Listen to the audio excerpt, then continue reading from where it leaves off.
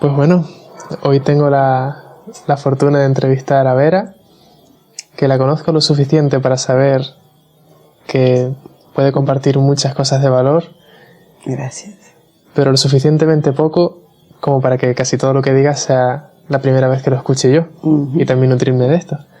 Así que me nace presentarte como una persona con mucha sabiduría, con mucha experiencia de vida y sobre todo en el campo de la sanación. Una persona con mucho poder de sanación. Y te lanzo la palabra, si quieres. Bueno, muchas gracias por esa intro. Yo creo que el poder de sanación es algo que tenemos todos, ¿no? Y eso es lo que es necesario despertar en la persona cuando estamos buscando evolución, ya sea sanar un estado físico, mental, emocional, o estás perfectamente bien, pero necesitas, por ese llamado interno, hacer una transformación mayor, ¿no? En mi caso, pues llegué a este mundo con una enfermedad muy pesada, que es el lupus, ¿no? Lupus es una enfermedad metabólica que son anticuerpos, ¿no? Los anticuerpos son esos bichitos que hacen que cuando algo entra en tu cuerpo vayan y lo neutralizan para sanarte en realidad, ¿no? Para salvarte. Pero los anticuerpos del lupus no tienen razón de estar. Entonces, como no saben qué atacar, atacan al propio cuerpo. Es decir, es como haberte comido unos cuantos asesinos en serie. y todo el tiempo están atacando el cuerpo hasta poder llegar al estado vegetativo. Cuando yo nací, el lupus no se conocía. Se conoció cuando ya era bastante grande. Entonces siempre estaba enferma de todo, a estar 6 meses en cama, usar bastón para caminar, diagnóstico de a los 35 silla de ruedas. Jamás vas a poder tener ningún hijo y antes de los 50 se terminó la historia, ¿no? Ese era mi pronóstico de vida. Y lo acepté que era así y era feliz a mi manera y jugaba lo que podía y lo que no podía no. Sí, la salud era un tema que, bueno, era como era y ya está, ¿no? Yo creo que la enfermedad es una maestra maravillosa y que cuando el alma tiene cosas que hacer, la enfermedad viene a mostrarlas, ¿no? Entonces el activar la sanación pasa por esta relación con el alma, ¿sí? Es una invitación de ir profundo a ver qué es lo que te está diciendo el alma, que no lo escuchás y por eso viene la enfermedad a golpearte la puerta o la cabeza, ¿no? Para decirte, hey, que hay algo más importante que mirar. Entonces, aunque desde muy pequeña empecé con la sanación a través del uso de las manos, ¿no? De la imposición de manos de manera natural, en realidad lo que hacemos todos los sanadores es canalizar a través de diferentes herramientas, diferentes métodos. Pero lo que hacemos es eso, es canalizar una energía que no es nuestra y a través de esa canalización pues transportar esa energía a la persona que lo necesita. Eso por un lado como los sanadores por imposición de manos, ya sea por Reiki o por cualquier otro método. Y en el acompañamiento, ¿no? Que es a lo que me dedico hace 40 años, es darle la posibilidad a la persona que conecte con ese poder personal para que haga el movimiento que necesita hacer interno, para que todo su poder sanador se recupere se acepte primero, ¿no? y pueda recuperarse el poder para activar lo que sea necesario activar en el cuerpo. Pero para llegar a sanar el cuerpo, primero hay que sanar el alma. Aquí tenemos un poco la contradicción esta de que hay toda una corriente que dice no hay que sanar nada porque si no estamos enfermos y no tenemos que pensar en que estamos enfermos. Como que la sanación, el hecho de que estés sanando implica la premisa de que estás enfermo, ¿no? Claro, claro. Y está bien, en realidad no es que estamos todos enfermos, pero sí estamos un poquito desequilibrados, ¿no? O fuera de balance, fuera de armonía, ¿no? En la sanación chamánica no hablamos de enfermedad como se utiliza en esta parte del mundo, ¿no? Pero cualquier fuera del estado de armonía, en inglés es más fácil porque tenés illness, que es enfermedad, pero también tenés disease, ¿sí? Y disease es eso, está fuera de la línea de armonía, ¿sí? Y de eso estamos hablando en realidad. A veces uno puede estar angustiado sin llegar a entrar en un grado de depresión terrible, ¿no? O puede tener esto de que las cosas nunca funcionan bien, ¿sí? Y no estamos hablando de una enfermedad física, ni mental, ni emocional, pero todo en la vida se te traba, ¿no? Bueno, tiene que ver con una información que está anterior, que quizás tiene que ver con esta vida, quizás no, quizás tiene que ver con memorias ancestrales, y todo lo que se necesita en realidad es conectar con el alma y poder alinearla, ¿no? Y encontrar paz en estados donde no está y recuperar pedazos de alma, ¿sí? ¿Viste esa expresión que dice, me partió el alma, ¿sí? Esto que pasó, pues es verdad, ¿sí? No es solo una expresión, de algún lado salió esa expresión. Y es que realmente cuando tenemos situaciones que son traumáticas, shocks, ¿sí? Un pedazo de nuestro cuerpo energético queda bloqueado en esa situación, en esa emoción, ¿sí? Y es como si se fracturara realmente, ¿sí? Entonces hay que llegar a encontrar ese pedacito, ver dónde está bloqueado, con qué se quedó pegado y sanar esa situación, ¿sí? Eso que quedó ahí atrapado, pues darle el espacio de paz y de armonía que necesita. Entonces ese pedacito que había quedado ahí trabado, ahí fuera de tiempo, pues se recupera y se integra. Y cuando el alma está completa y en armonía, pues todo funciona, ¿no? Las relaciones con otras personas, los proyectos, el cuerpo se sana si es que estaba enfermo, ¿sí? No sé si contesté tu pregunta, pero... Contestaste muchas preguntas que no te había hecho. Vale. Mejor incluso. Se me hace interesante contrastar tu perspectiva, la perspectiva más tradicional, chamánica, de sanación, con la perspectiva que puede tener la psicología más convencional. Porque es una sanación muy focalizada en la mente, una sanación que llega a través del intelecto.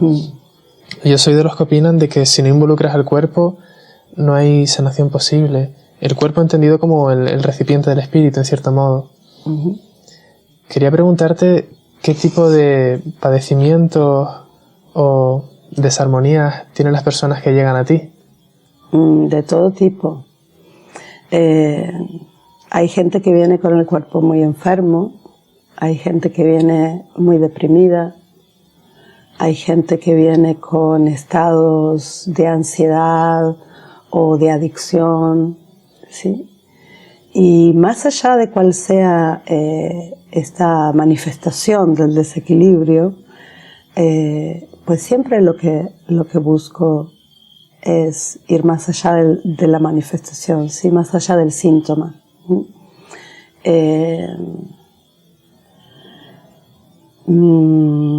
Por ejemplo, volviendo un poco al origen de la pregunta, la psicología estudia la mente, ¿sí? Cómo la mente se relaciona con las memorias, cómo se relaciona con las situaciones cotidianas. La medicina alópata estudia cada órgano por separado, ¿no? Pero no hay una visión holística de lo que está pasando.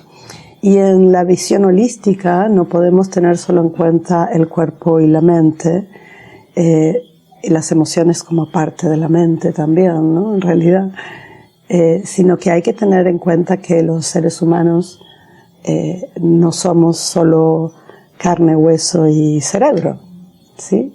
Somos seres espirituales y aquí sí es 100% chamanismo, ¿no? Son muy pocas las filosofías que tienen en cuenta el aspecto espiritual de las personas y de todas las cosas, ¿no?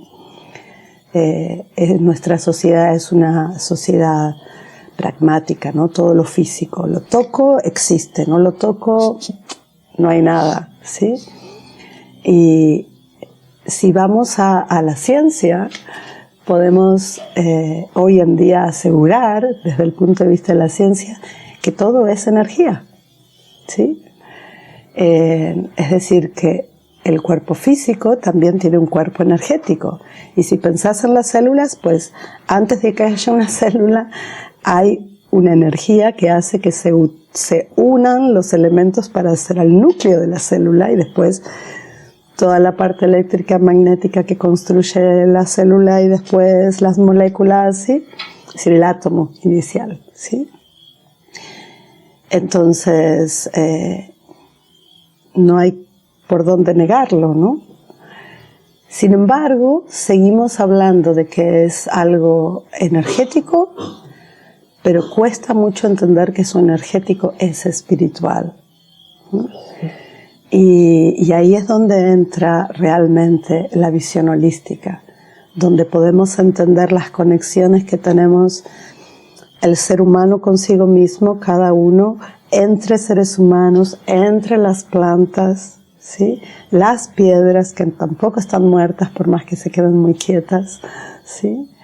Y todo este ritmo espiritual que va más allá de nuestra mente, de nuestro entendimiento y de nuestros ojos, es lo que realmente hace que todo esto funcione.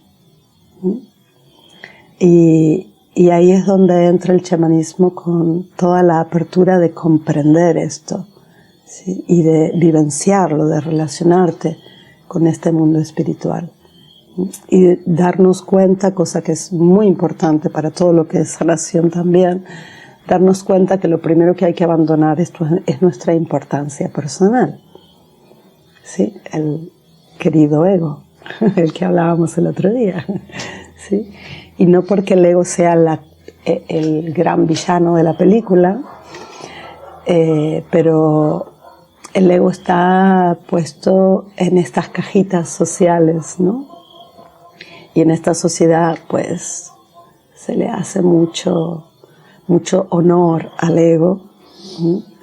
Y en creernos, y en sabernos, y en comprar para que el ego esté contento, ¿no? Y el ego es muy necesario porque es un poquito, es como el traductor, ¿no? De entre el mundo espiritual y el mundo material, ¿no? Me pongo esta careta, me pongo este personaje, el ego es el que toma el personaje para poder interactuar en el mundo, para poder cumplir una función determinada. Entonces es necesario, sí, pero el ego está aquí para aprender también, ¿no?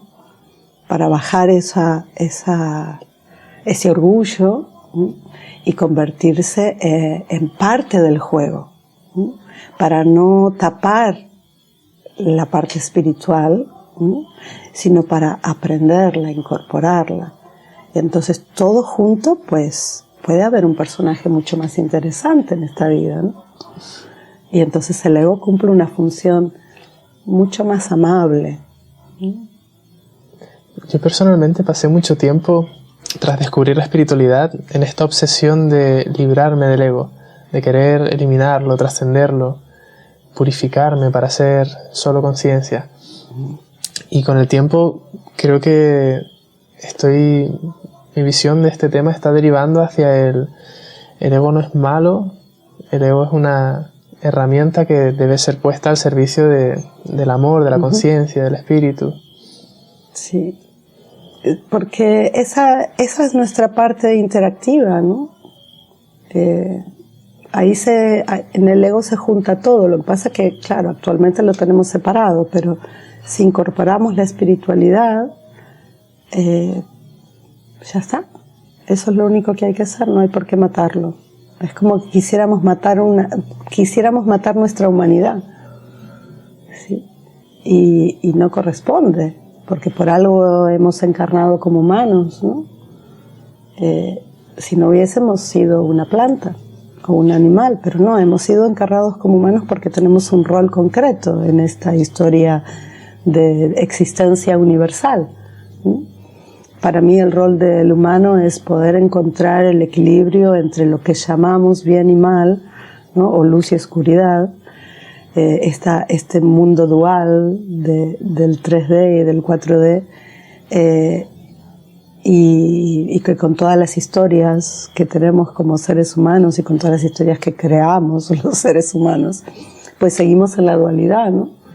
Pero si realmente logramos incorporar la sabiduría universal, la sabiduría ancestral que trae todo esto, y nuestro ego entra en este flujo, pues estaríamos encontrando el equilibrio que tanto deseamos, ¿no? Pero es el ego el que lo tiene que aprender, ¿no? Si lo sacamos, pues nos falta un componente de esta Trinidad, ¿no? Es necesario. El trabajo espiritual en el ego y a través del ego, no fuera de él, ¿no? Claro, porque, mira, por ejemplo, con todo el trabajo que hacemos con las plantas sagradas, ¿sí? Donde el ego se puede disolver completamente, ¿sí? Que es maravilloso, porque realmente estás fuera de los límites humanos, ¿no? Es genial que sea así, pero ¿qué sentido tiene hacer ese viaje y aprender tantas cosas si no lo volvemos aquí, al cuerpito y a la vida cotidiana? Para eso viajamos. Es muy cómodo esperar a que los médicos te sanen, o los sanadores, o las brujas y los brujos, ¿sí? Pero la enfermedad es esto es duro para mucha gente. Y es importante recordar que me pasé la vida muy enferma, ¿sí? No, es decir, no lo digo como alguien que nunca se enteraba de qué era estar enfermo, pero hay una zona de confort muy grande en la enfermedad, ¿sí? Y eso es algo que si alguien tiene una enfermedad concreta y quiere realmente sanarse, es algo que tiene que aceptar, ¿sí? Es muy cómodo estar enfermo. Así la pases terrible, ¿sí? Con dolores horribles o con todos los malestares, pero es muy cómodo estar enfermo. Y muchas veces, de manera totalmente inconsciente, pero muchas veces las personas utilizan la enfermedad para lograr la atención de los padres, la atención de los amigos, la atención de la pareja, ¿no? De quien corresponda.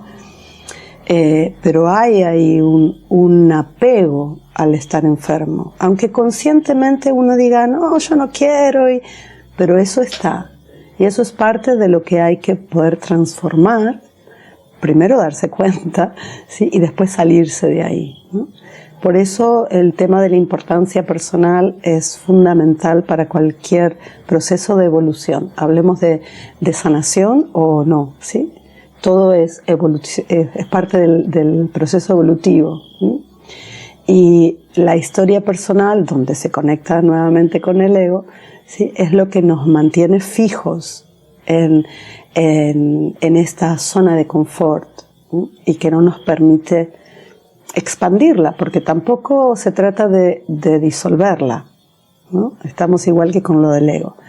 No es que hay que romper la zona de confort, no, simplemente hay que expandirla. Entonces tenemos la capacidad de vivir más cosas, de entender más cosas y de crecer como seres humanos, ¿sí? Si hablamos de una profesión, también tenés que expandir tu zona de confort, porque, ok, aprendiste esto, ahora que sabes esto, te sentís muy cómodo ahí, ¿no? Y querés mantenerlo porque sabes cómo moverte ahí. Pero entonces no creces, ¿sí? Tu profesión no puede seguir avanzando. Lo mismo pasa con la vida cotidiana para las personas comunes en vidas comunes, ¿sí? Entonces, volviendo al tema de sanarse, pues tiene que ver con todo esto, ¿no? Todos estos procesos internos, ¿no? Y de decir, ok, me rindo. Y aquí también tenemos algo paradójico, porque no es me rindo a la enfermedad. Volviendo al comienzo, yo me acuerdo que tenía unos 12 años cuando me dijeron, pues a los 35, silla de ruedas, y lo acepté, ¿no? Me rendí a que mis posibilidades eran las que dictaban las enfermedades, todo el tiempo enferma de diferentes cosas, y que bueno, había cosas que podía, había veces que no podía, y me rendía a la enfermedad. Un día dije, ¿sabes qué? Que no más, que estoy re enferma, pero que no me la creo más de que estoy enferma. Acepto que estoy enferma, acepto todas mis limitaciones, pero yo no me voy a morir antes de los 35. No voy a usar silla de ruedas. Usé muchos años bastón, eso sí, pero no más. Yo voy a llegar a vieja y voy a estar más sana que cuando era una niña. Y eso fue lo que empecé a hacer, ¿sí? Naturalmente podía utilizar mis manos para ayudar a otra gente, pero para mí no funcionaba. Pero yo creo que esta conexión con el tema del desequilibrio, ¿no? Y la enfermedad hizo que me interesara averiguar y aprender más cosas. Todas las técnicas que fui aprendiendo, que son muchas, me servían, pero no hacían un gran cambio, hasta que empecé a hacer prácticas chamánicas. Bueno, antes de eso lo que hizo un gran cambio, que gracias a eso tengo a mi hijo, el único de mi vientre, tengo 3, pero uno que he gestado y parido,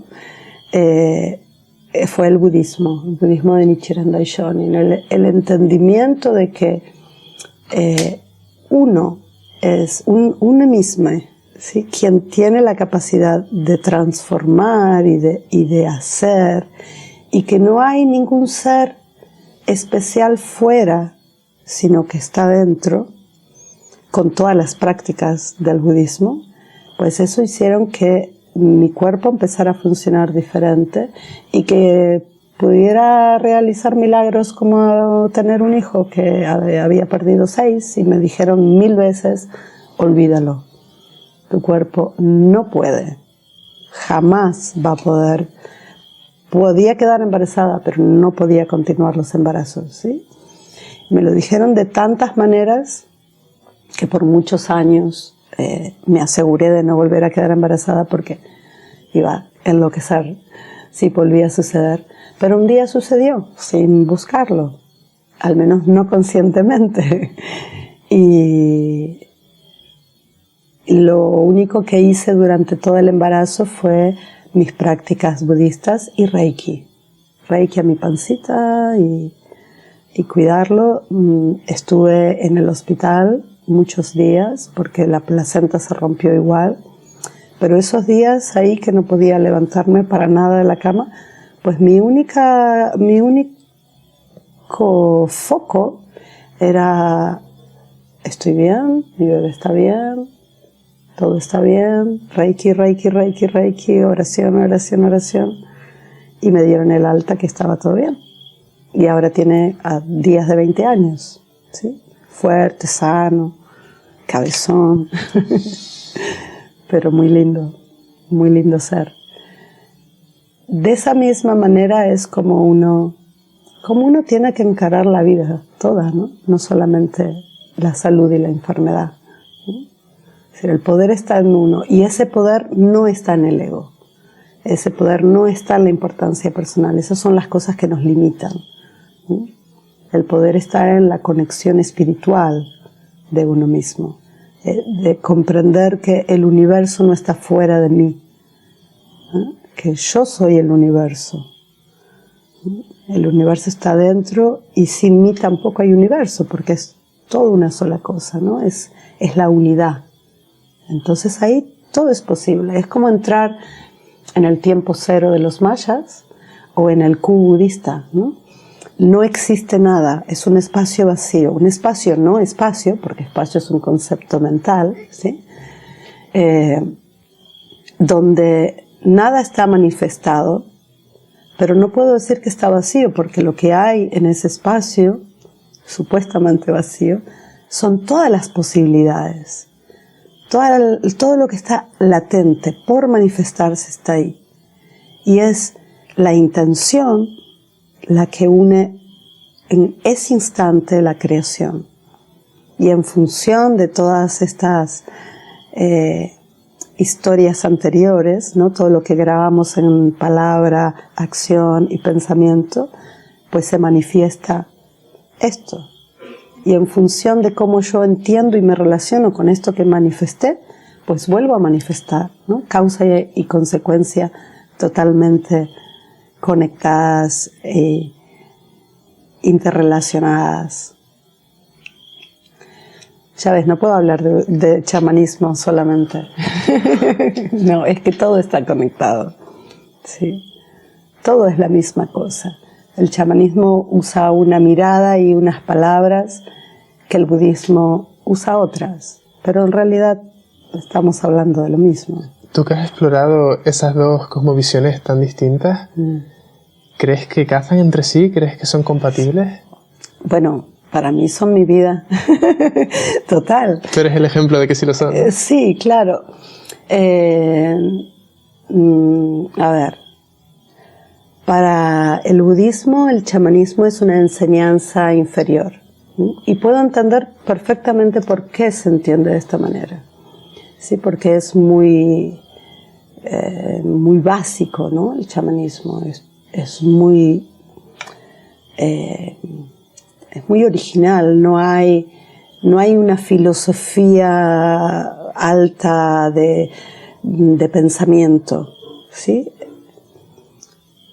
Pero bueno, ahí nos vamos de nuevo a la historia del pensamiento, ¿no? El pensamiento hoy en día ya está bastante evolucionado, ¿no? Podemos perfectamente bajar el pensamiento y entender la raíz de las cosas, ¿no? Entonces, entre budismo y chamanismo hay un conflicto, ¿no? Para los budistas. Para los chamanes no hay, pero para los budistas hay un conflicto. De hecho, cuando yo empecé a incursionar y meterme de lleno con el chamanismo, pues me salí de la organización budista porque les genera un problema, ¿sí? De cómo ponerme. Yo he sido responsable de grupo de mujeres en el movimiento de Nichiren Daishonin de budismo. Y hoy en día soy como... Es que si hablas de una cosa y la otra, que la gente se puede marear, ¿no? Pero para mí son fundamentales. A veces en la mitad de una ceremonia me pongo a hacer Nam-myoho Renge-kyo, Nam-myoho Renge-kyo, ¿no? Práctica budista. Pero a veces es tal la energía que hay en esa noche, todo lo que se está moviendo, que se necesita algo que incluso sea más alto que un ícaro. y entonces traigo la energía del origen, ¿sí? Alineación total a través del Daimoku. Para mí son partes de mí misma y sí, cada uno tenemos muchas partes, pero la historia es juntarlas, ¿no? Así que sí, para mí se relacionan perfectamente. Qué interesante esto. Sí, parece que son como dos vías hacia la espiritualidad y hacia la conciencia casi que enfrentadas, ¿no? Está esa parte más intelectual de buscar a través de ese recogimiento interior la conexión con lo divino, y luego el chamanismo, que es mucho más experiencial, mucho más a través del cuerpo, de la comunidad. Y yo no dudo de que conducen exactamente al mismo estado de conciencia o al mismo despertar, si lo quieres llamar así. Es como que, mira, las religiones, el chamanismo no es una religión, el budismo tampoco es una religión, al menos que hagas una práctica cotidiana, entonces lo convertís en tu religión, ¿no? Pero hablando de las religiones, hay religiones que son casi opuestas, ¿no? Y hay guerras milenarias que vienen por las religiones, pero en realidad están hablando todos de lo mismo. Es decir, esta confrontación no tiene nada que ver con la religión. Tiene que ver con sistemas políticos, con cajitas mentales, temas del ego, pero no con la religión, porque no importa qué nombres le pongas a tu Dios, en realidad la palabra Dios lo único que trae es la energía original, esa conciencia que nos pertenece, ¿sí? Y nosotros le pertenecemos. Pero es esa conciencia universal, eso es Dios. Y no está afuera, está adentro. Aquí entraríamos a hablar en políticas de religiones y creo que no es el tema para la entrevista. Pero bueno, así a grandes rasgos, más allá de todo lo que cada uno utilice para armar cajitas, en realidad todo es lo mismo. ¿Qué es? El gran espíritu. Eso es, el gran espíritu, dichos en palabras chamánicas. Oh. Ajo. Y a ti personalmente, ¿qué te trajo a las plantas sagradas? ¿Cuáles son tus primeras experiencias con ellas y cómo terminas haciendo algo central en tu vida? En esta vida, dices, ¿no? Bueno, puedes remontarte más atrás si quieres. Pues en esta vida a mí me decían que era una chamana antes de que yo supiera de qué era el chamanismo, ¿sí? Gran parte de mi sangre viene del Amazonas, ¿no? Guaraní. Soy una negrita de la selva. Y el otra es una gran mezcla europea. Yo creo que esa parte siempre estuvo muy, muy fuerte latiendo, ¿no? Visiones, sensaciones, escucha, lo hubo siempre. De pequeña era muy difícil dormirme, muy difícil, porque es como que la noche abre todas las antenas, ¿sí? Y no me podía dormir porque me moría de miedo. Entonces, ahí siempre estaba esa conexión con el mundo invisible, que es lo que traen las plantas, ¿no? Las plantas sagradas. A los 6 años tuve un sueño que se repitió hasta casi mis 40 años. Cada tanto se repetía, exactamente igual. Y la parte más concreta de este sueño es que siempre tenía que llegar al otro lado del cuenco de un río, pero no había agua. Pero sabía que tenía que cruzarlo. No había nada ni para la derecha ni para la izquierda. Era todo llano, seco, tierra rota de sequía. Y era un cauce así muy, muy, muy ancho, imposible saltar. Y sabía que tenía que cruzarlo. Y cada vez que miraba al fondo, lo único que había era un gran nido de serpientes. Todo eran serpientes. Y yo, tranquila, bueno, tengo que bajar y cruzar. Y ahí me despertaba siempre. A los 6 empezó, ya te digo, hasta casi los 40, lo seguí soñando muchas veces. Una noche estaba en una ceremonia y de pronto la gran madre me trae el sueño y me dice, ¿te acordás, no? Y yo, claro, es imposible olvidarme. Lo soñé como para no olvidármelo nunca de tantas veces. Me dice, bueno, ahora ya sabes lo que son las serpientes, ¿no? Y yo, claro, ahora te entiendo.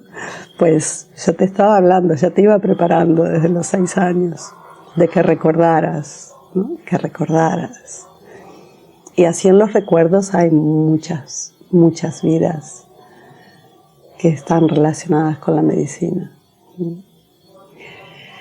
Después, en lo concreto, que es a donde va tu pregunta, pues la primera vez que escuché la palabra ayahuasca me tembló todo el cuerpo sabiendo que lo conocía y que ahí tenía que ir. Pero estuve 2 años intentando no acercarme al tema. Cada vez que alguien me lo nombraba yo decía, ah, sí, sí, pero me iba. Nunca investigué en internet, ni permití que nadie me cuente ninguna historia, ni nada. Nada, nada, nada. Yo sabía que eso era algo mío y que no debía saberlo así. Un día voy a la casa de una amiga y me dice, ¿te acordás de fulano, de tal? Digo, claro, hace 1000 años que no lo veo. Sí, bueno, resulta que estuvo viviendo mucho tiempo en la selva. Iba a venir a hacer una ceremonia. Y yo quiero ir, pero yo ya tomé una vez y la pasé muy mal. Está bien que él lo conozco y me siento bien con él, pero me muero de miedo. Dije, vale, yo te acompaño y te cuido. No lo pensé, no, nada. Ese sí era el momento. ¿Te decidiste a tomar? ¿O fue muy loco porque yo no sabía nada del tema, pero yo me comprometí en cuidarla y eso hice. Tomé y la cuidé al mismo tiempo. Me habían dicho que tenía que tener una intención.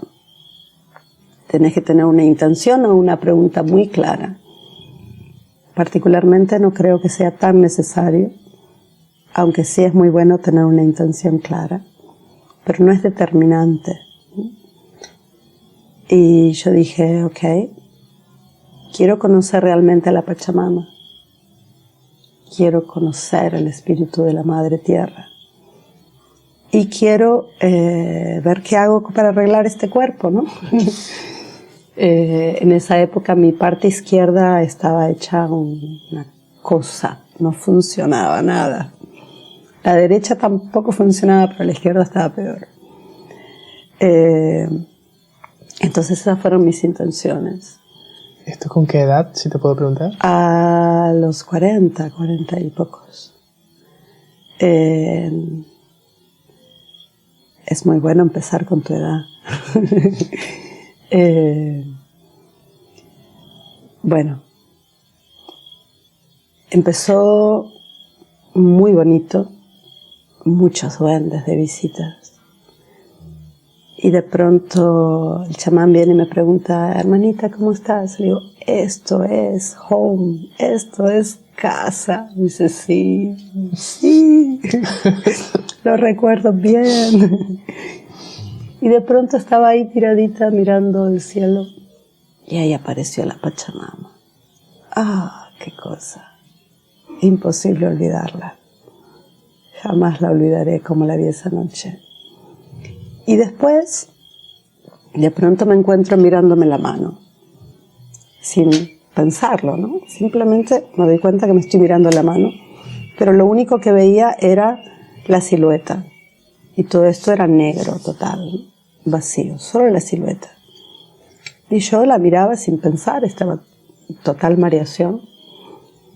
Y de pronto veo que hay líneas de luz, ¿no?, que se conectan, pero hay zonas que no se conectan, que son totalmente oscuridad. Y yo observo, sin pensar. De pronto veo que una lucecita chiquitita, chiquitita, minúscula, empieza a surgir de ahí y que se empieza a hacer cada vez más fuerte. Y de ese punto que va creciendo en luz, va bajando una liñita y empieza a encender otros puntos, y así por todas partes. Y yo observando, y qué bonito, ¿no? Pero pues salí de la ceremonia con mi parte izquierda funcionando mucho mejor que antes. Muchísimo. Me funcionaban las manos otra vez, no se me caían las cosas. Y ya hacía, no sé, como 6 meses que había empezado a tomar medicina y Cambó. Y un día salí de la Maloca y ya llevaba como 200 metros caminando y me di cuenta que había dejado el bastón y que estaba caminando sin bastón y nunca más lo usé. Y antes, pues sin el bastón no podía salir. Wow, wow. Estuve en el primer año de medicina, tomé muchísimas veces e hice muchas dietas chamánicas, muchas plantas. Y la medicina, cada noche me decía que tenía que consagrarme a ella, que tenía que seguirla. Y yo no, vos sos muy grande. Respeto total. Yo tomo para mí, para sanar mi cuerpito, para aclarar la cabeza, para aprender todo lo que me enseñas, pero no. Otra noche, en algún momento, parecía, te estoy llamando. Y yo, no, mamita, yo te amo, te respeto, te honro, pero mirá lo que soy yo, ¿qué me estás pidiendo? Bueno, hubo una noche donde ya no le pude decir más que no. Y empecé a llorar, y decirle, sí, ok, lo hago, te sigo.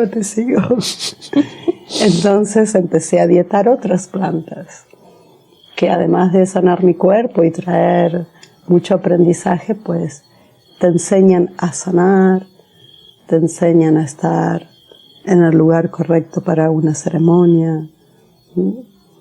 Y entonces empezó un periodo de dietar estas otras plantas y de tomar sola, de tomar con 1 o 2 personas más que ya habíamos tomado muchas veces juntos.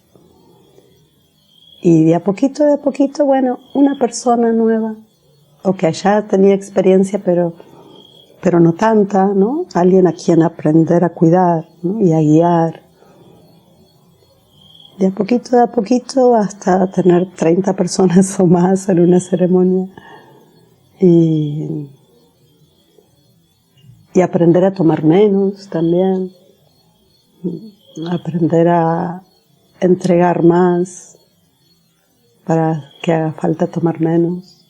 Creo que para sintetizar, fue muy difícil encontrar cómo presentarme, ¿no? Entonces soy Verónica Brands, guía del alma. Eso fue lo que encontré, como para sintetizar todas las cosas que hago, todas las herramientas que tengo, ¿no? Y cuál es realmente mi rol, ¿no? Creo que todas las experiencias de mi vida, que son muchas y no solamente con el tema de la salud, ¿no?, han estado ahí para poder acompañar a los demás, ¿no? Porque ¿de qué sirve realmente estudiar un montón de libros para acompañar un paciente si no sabes realmente qué significa estar viviendo eso? ¿Cómo realmente puedes guiar a esa persona? Yo no tengo experiencia de drogas, por ejemplo. Nunca quise. No sé, nunca quise. No es porque no haya tenido oportunidades, porque he tenido muchas, pero nunca quise probarlas. Entonces, cuando acompaño una limpieza de adicciones, es verdad, ahí no puedo decir que sé de qué están hablando. Pero me han medicado tanto de chica. A los 10 años tomaba unas pastillas que eran para Parkinson, ¿sí? Tenía 10 añitos nada más. Me han dado de todo. Que entonces, ok, no era adicta de eso, pero era adicta de que el médico me dé alguna solución.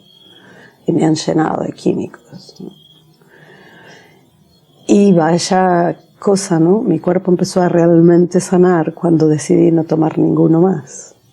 Y en el momento que dejé de tomar, es decir, tuve épocas de no tomar nada, pero de pronto entraba en una crisis terrible, ¿no? Una de las cosas que quedaron peores de mi cuerpo es mi esqueleto, ¿sí? Es lo más difícil de recuperar. Artritis y reuma desde muy pequeña, porque he tenido infecciones renales desde muy pequeñita, entonces eso hace que el reuma aparezca y la artritis también. Y en un momento, el último año que estuve en Inglaterra, pues la artritis llegó a la columna vertebral.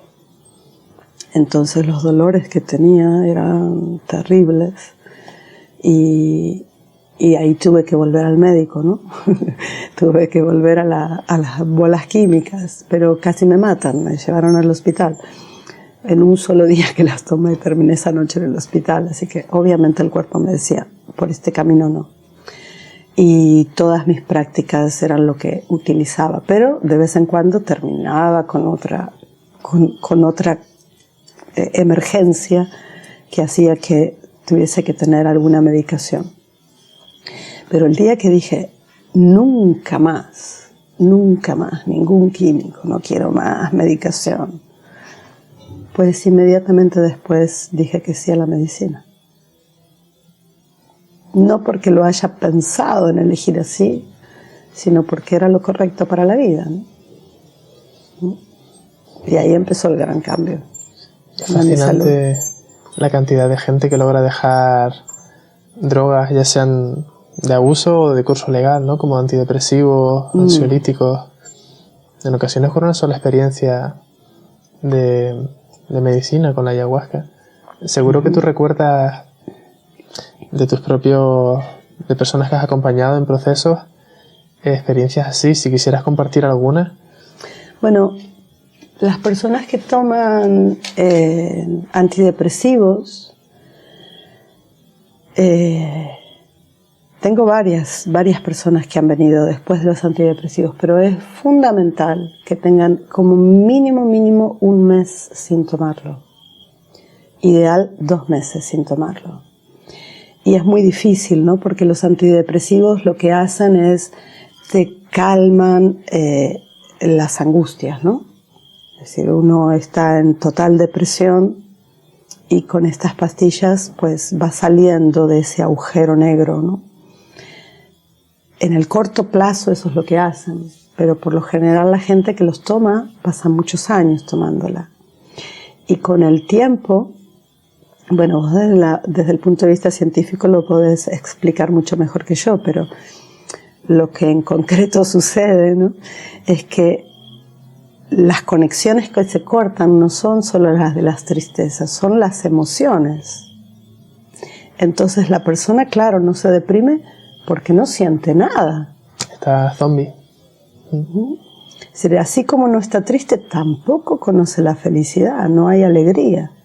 Es decir, la gente normalmente se muestra alegre porque recuerda que hay una sensación que antes tenía, que le traía ciertas cosas e intenta copiarlas, ¿no? Tiene que usar su imaginación y ponerse a actuar que está feliz, ¿no? Pero realmente no siente. Está totalmente desconectada de las emociones.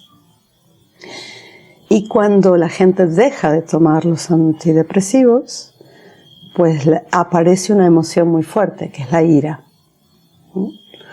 Yo estuve atendiendo por un tiempo a una mujer que decía, cada vez que intento dejarlas, pues es tanta la ira que una vez levanté una mesa de corte, ¿sí? Las mesas de corte son de 2,50 metros por 5 aproximadamente, pesadas.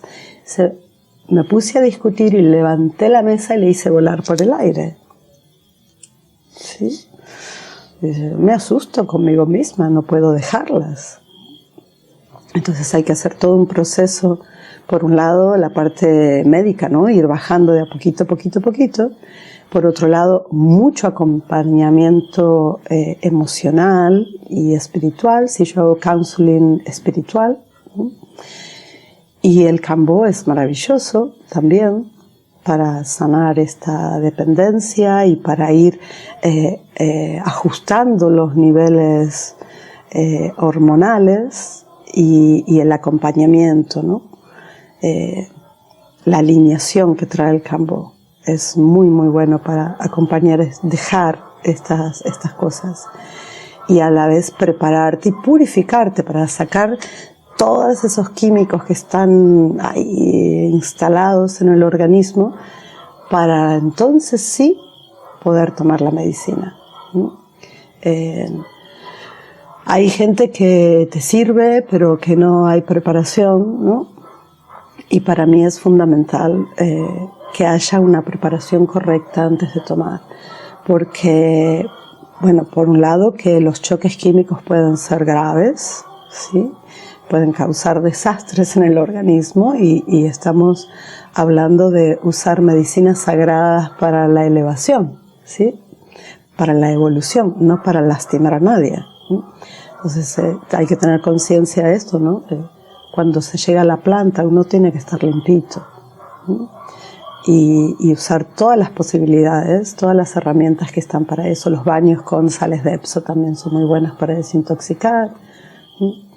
Y hacer este proceso de salirse de estas pastillas 1 o 2 meses antes de decir, ok, estoy estable lo suficiente como para embarcarme en un viaje de estos. Y entonces sí, el cambio es tan profundo que no se necesitan más antidepresivos. Y que uno es capaz de aceptar momentos, etapas donde uno esté más triste, o más preocupado, afectado por lo que sea que pasa en la vida, ¿no? Pero sin dejarse llevar a la depresión total, porque uno ha entendido cosas de la vida que antes no sabía, y cosas de uno mismo, ¿no? Y la medicina te lleva a trabajar sobre los traumas y a darte cuenta que no es necesario quedarse con ese trauma, que lo podés trascender, ¿no? Podés reordenar la información. Entonces ya no hay trauma. Una vez se integra y una vez le das significado, parece que el trauma se convierte en una parte de ti valiosa y útil, ¿no? Es que en realidad los peores desastres de la vida, ¿no? Los peores desafíos son grandes beneficios. En la medida que pues los vemos, los miramos de otro ángulo, lo perdonamos. Muchas de las cosas que suceden tienen que ver con el rencor. Es decir, si yo no puedo soltar aquello que me pasó, aquello que me hicieron, pues ahí me quedo atrapado y genero de eso que sucedió, que pudo haber sido terrible, pero genero algo que no me deja avanzar en la vida. De esas también tengo para contarte, pero no sé si entramos hoy en ese tema. Después cosas así de otros, eso decíamos hoy, ¿no? Cliente, paciente, ¿cómo se lo llama? El paciente está bueno porque incluye la paciencia. Y hablábamos de si el paciente era pasivo, ¿no? Si estamos en pasividad no hacemos ningún cambio, es muy activo, pero el paciente te dice que tenés que hacer pasito a pasito, ¿sí? Y en constancia. Entonces la palabra paciente nos recuerda eso. El cliente no me gusta, porque el cliente está en que voy a comprar 1 kilo de patatas, ¿no? Y soy el cliente. Pero ¿por qué? Porque hay un intercambio. El intercambio hay siempre, ¿no? El intercambio es parte de esta existencia. Entonces el intercambio está ahí. Pero lo que me está gustando es usar la palabra estudiante, ¿no? Y no porque sea la maestra, sino porque todos estamos estudiando, estamos aprendiendo, ¿no? Y el aprendizaje es algo que tenemos desde el día que nacemos hasta el día que nos vamos, ¿no? Cosa que es muy importante recordar, ¿no? Que nadie lo sabe todo. Y uno puede ser experto en un tema, pero seguro que puede aprender más incluso de ese mismo tema, ¿no?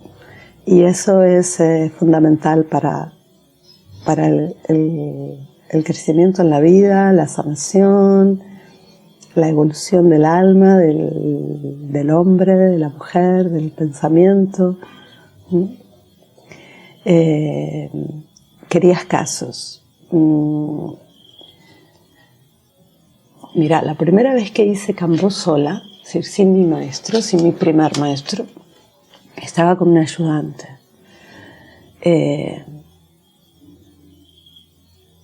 Y acá entramos a la importancia de dietar el Kambo. Bueno, vamos a la anécdota primero. Pues tenía a esta personita, un hombre joven, sentadito en la silla. Tenía mi mesita con el Kambo. Le aplico el Kambo. Lo miro, todo bien. Me doy vuelta a dejar algo o agarrar algo a la mesa, no sé. 1 segundo. Cuando lo miro de nuevo, estaba en shock total. Estaba en convulsiones y empezaba a sacar espuma por la boca. Me pegué el susto de mi vida. Pues lo bajamos, lo pusimos de costado, lo atendimos, llamándolo, trayéndolo a la conciencia. Estuvo, ¿qué? 1 minuto, 2 minutos, totalmente ido. Después me contestó que sí que seguía en su viaje, que parecía que no estaba nada bien, pero me contestaba, por lo tanto estaba. Cuando volvió me dice, fue el mejor viaje de mi vida. Fue lo mejor que me pudo haber pasado. Digo, a mí casi me matas un susto, pero no, es que fue perfecto, vi todo lo que tenía que ver, absolutamente todo lo que hice. Todas las drogas que me tomé, las pastillas que me tomé por depresión, vi a mi familia, entendí a cada uno de ellos, era el hombre más feliz del mundo. Y él había hecho 1 mes entero sin tomar los antidepresivos, ¿eh? Y estábamos empezando a hacer un tratamiento con Kambo para poder llegar limpito a la medicina. Y a pesar de estar 1 mes entero sin nada de eso, mira la reacción del cuerpo por hacer una limpieza profunda. Es muy importante limpiarse bien. Muy, muy importante. Una de mis servicios es la doula de la muerte. Esto es el acompañamiento a las personas que se están preparando para morir.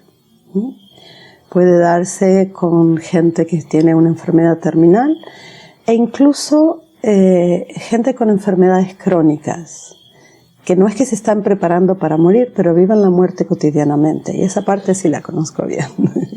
Sí. Es estar en vida, pero con una conexión de muerte cotidiana, ¿no? Este hombre, cuando nos entrevistamos por primera vez, nos comunicamos vía Zoom porque él estaba en otro país.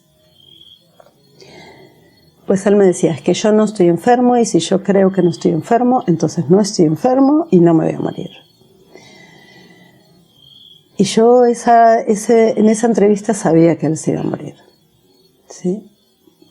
No era un caso para sanar el cuerpo, era un caso para sanar el alma. Y se lo dije, mira, yo no le puedo decir a nadie si se va a sanar o no, si su cuerpito está listo para recuperarse o no. Pero sea lo que sea que tiene que ser, lo importante es que lo que esté sano es el alma. Si el alma se sana y es correcto que su cuerpo se sane, se sanará. Si no es tiempo para que usted siga vivo y el cáncer realmente va a ser la última parte, pues que el alma esté lista para hacerlo, ¿no? Bueno, pero yo creo que sí, que me voy a sanar. Perfecto. Si usted lo cree, tiene grandes posibilidades de que sea así. Se vino, estuvo en casa un mes, hicimos un retiro privado de un mes entero, trabajando mínimo 6 horas por día. Pasamos por todos los estadios emocionales. Este hombre tenía muchos rencores, muchos secretos. Secretos solo por el hecho de no querer pensar en ellos, ¿no? No eran secretos horribles, eran cosas que se habían negado de su existencia y de otras relaciones. Tenía 3 hijos, a ninguno de ellos jamás le había dicho que los quería.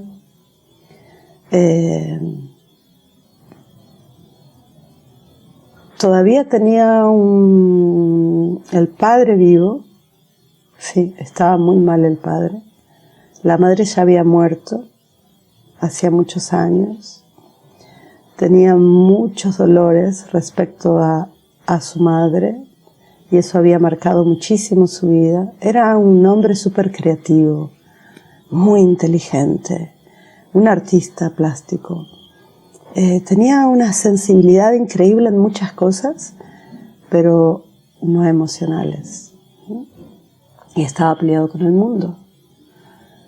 Pues nuestro trabajo fue destapar todas esas cosas que estaban ahí escondidas, conectar con el amor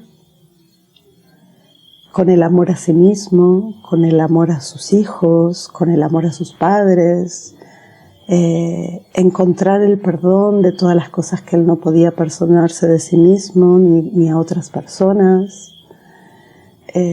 Fue un trabajo bellísimo, donde también hubo medicina. Y creo que 1 o 2 campos suavecitos, solo para que alinee cosas, ¿no? Hicimos mucho counseling, hicimos muchas lecturas de registros akáshicos, hipnosis chamánica, sanaciones. Creo que con él hicimos todas mis herramientas al mismo tiempo. Se fue al mes. Yo creí que iba a poder vivir 1 año más, pero no. Fueron algo así como 5 o 6 meses. 1 vez por semana nos seguíamos conectando online para hacer un seguimiento, ¿no? Para ver cómo iba, si había resuelto algunas cosas que habían quedado en que iba a resolver esto, iba a hacer lo otro, ¿no? Iba a abrazar a los hijos, les iba a decir todo lo que sentía. Primero tuvo que aceptar que sentía, ¿no? Entonces 1 vez por semana o cada 10 días nos encontrábamos online y seguíamos con esto. Un día hablamos y me dice, la semana que viene no nos juntamos este día porque es mi cumpleaños, vienen mis hijos. Y yo, bueno, perfecto. Bueno, arreglamos por texto que día nos vemos. Muy bien. Pasó el día de su cumpleaños. A los 2 días yo estaba diciendo, bueno, me llama para organizar. Me llama uno de sus hijos para decirme que el padre había muerto durante la noche. Habían estado todos los hijos en la casa porque era el cumpleaños. Se habían quedado a dormir ahí y en la noche siguiente todos se fueron a dormir y él se fue a cantar Daimoku, la oración budista. Y claro, como la aprendió ya cuando estaba muy agotado su cuerpito, él ponía una grabación para no estar cantando solo, ¿no? Entonces ponía la grabación y él cantaba con eso. Y cuando necesitaba descansar, seguía escuchando. Y cuando se sentía para seguir, seguía cantando. Pues lo encontraron a la mañana con la cinta, girando y girando con el Daimoku, y él ahí, tranquilito, está sonriente. Y el hijo me dice, estos últimos meses fueron los mejores meses de mi vida. He tenido un padre, conozco a mi padre, estoy en paz, estamos todos los hijos en paz, estamos felices. Se ha muerto y estamos felices. En vez de estar todos lastimados, no estamos felices porque él se fue tan bien, se fue tan en paz, tan contento, con tanto amor, que estamos felices. Y ese es uno de los mejores regalos que uno puede tener haciendo esto que yo hago. Muy emocionado. Lindo. Gran recuerdo, gran honor haber trabajado con Peter. Qué fortuna tuvo. Qué fortuna tuvo. Y toda su familia. Y qué bello que me haya regalado la vida la oportunidad de acompañar a un ser en este proceso, ¿no? Así tan fuerte en ese estado. Tantos cambios que hizo. Me parece un trabajo tan profundo y tan digno, el de ser dura de la muerte. Es uno de mis trabajos favoritos. Que eso de trabajo tampoco suena bien, ¿no? Es mi labor. Misión. Es mi misión, sí. Es mi misión. Encima de esta sociedad en la que hay tan poca sabiduría en relación con la muerte. Sí. Tanta resistencia, tanta negación. Pues la muerte nos da miedo, ¿no? Porque no sabemos nada de ella. Porque pensamos que después se pierde todo, se va todo. Pero la muerte es la llave de la eternidad. La muerte es la memoria que une esta vida con la otra vida y las conecta. Donde toda la memoria se abre, ¿no? Cuando encarnamos no sabemos nada de lo que pasó antes. Pero en el estado de muerte todo está claro. Todo está claro. Y hay que hacerse amigos de la muerte. Y hay que acordarse que los que se murieron no es que hayan desaparecido, solo han cambiado de forma. Y podemos sentirlos, conectarnos, hablarles, recibirlos. Me encanta verlo así, como una transformación en el sentido literal. El contenido es el mismo, solo cambia la forma. Aquello que alberga esa conciencia, ese vacío que es la mismísima esencia del universo. Y estamos todos conectados con el espíritu. Mira, una anécdota cortita al respecto. Soy medium, ¿sí? Y había una chica que vino a trabajar mucho tiempo conmigo y se fue de vacaciones y se murió en las vacaciones. Parece que le dieron algo, ¿sí? Porque ella estaba muy segura que no quería tomar ninguna droga ni nada, pero la encontraron inconsciente con una sobredosis y eso no era de ella. La cuestión es que la familia tuvo que viajar a la India donde estaba y tuvieron que tomar la decisión de desconectar la máquina porque no había ninguna manera de traerla nunca más. Así que fue un golpe durísimo. Su hermana melliza me llamó para contarme porque estaba conectándose con toda la gente que ella tenía en la agenda y ahí estaba yo. Y bueno, la hermana estaba totalmente destruida. Aparte de tener que decidir desenchufarla de la máquina, ¿no? Hacía poco que habían entrado en una relación amistosa después de mucha pelea y ella estaba muy angustiada. Entonces salió el tema de esperar a los 49 días de viaje entre un estado y otro y llamarla a ver si quería hablar. Y entonces eso hicimos, nos volvimos a encontrar e hicimos abrir el espacio para que si el alma se quería conectar lo hiciera. Y fue tan bella esa conversación entre las dos hermanas. Salieron tantas cosas bonitas, se dijeron, que cambió el estado de esta chica, ¿no? Que estaba totalmente destruida porque su hermana se había muerto así. Y cosas tan simples como una conversación que no se ha tenido, pero que cambia todo.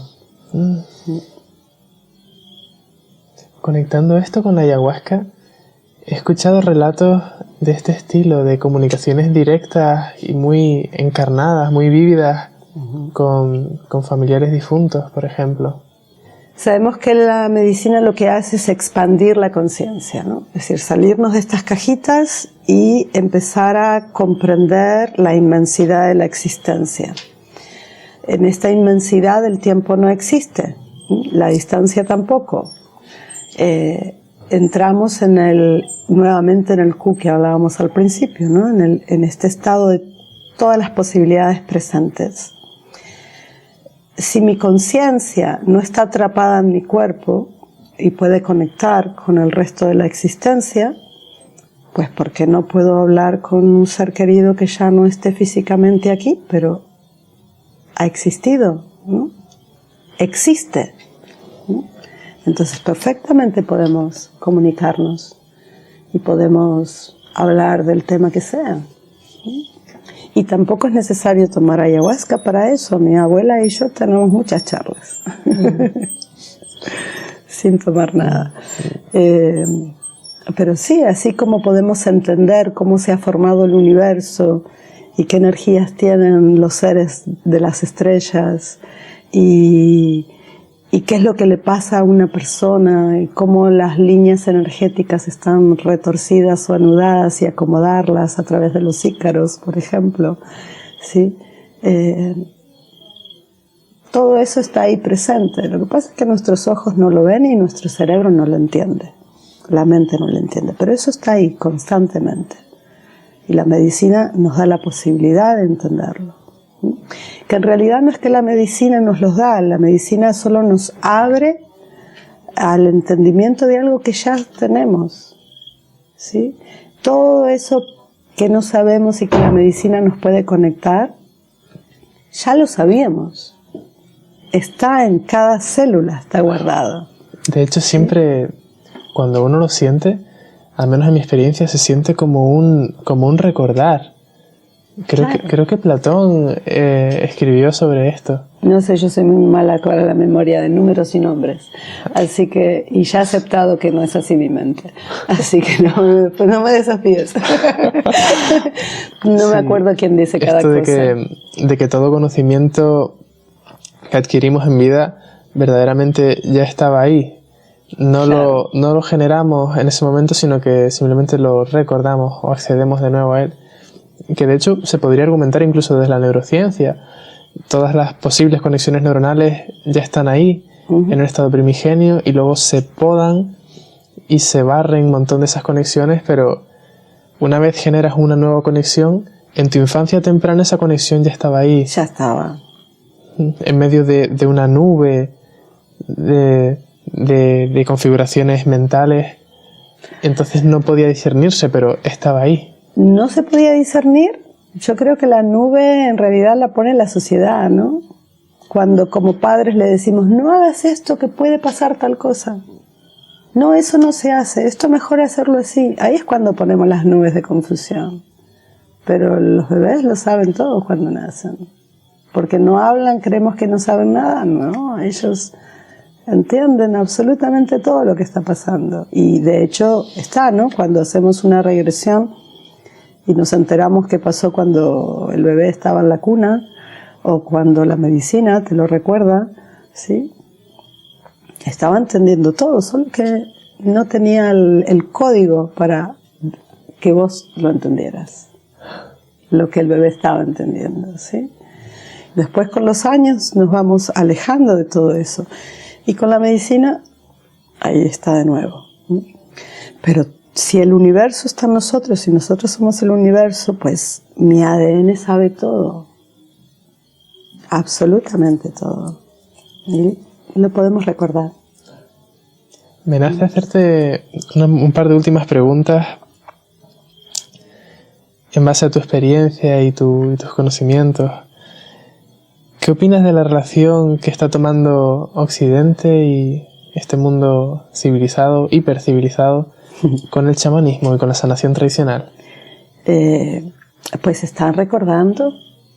Es decir, hay tanta necesidad de salirnos del estado en el que estamos actualmente, ¿no?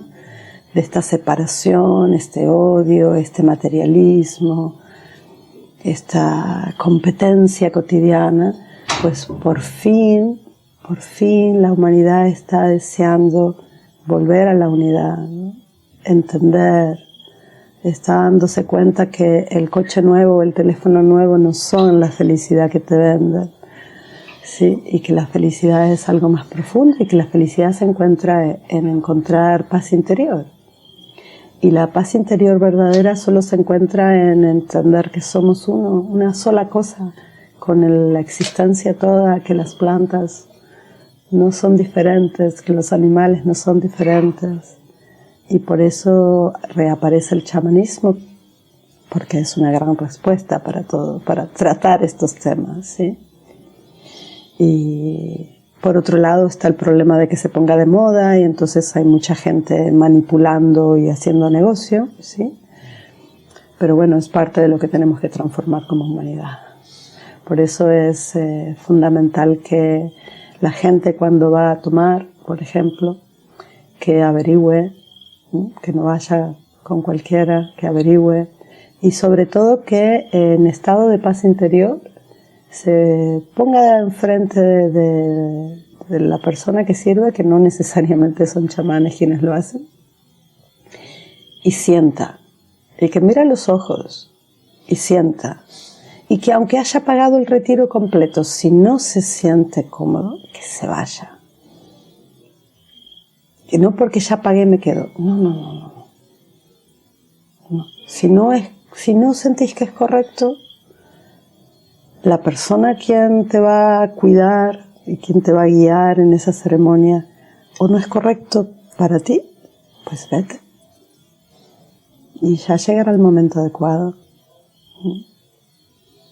Y se pueden hacer muchas cosas también que tienen que ver con el chamanismo y con el aprendizaje sin tener que tomar nada, porque la medicina es para todos, pero no todos están en el momento de tomarla. Pues muchísimas gracias. Gracias a ti. Creo que ha sido bellísima. Placer, me encanta. Ha sido bellísima esta entrevista. Ha sido ya la guinda del pastel esta contestación que me has dado ahora. Y verdaderamente agradezco todo lo que has compartido. Confío en que voy a poder aprender mucho más de ti en futuras ocasiones. Un placer conocerte, así. Y ya seguiremos.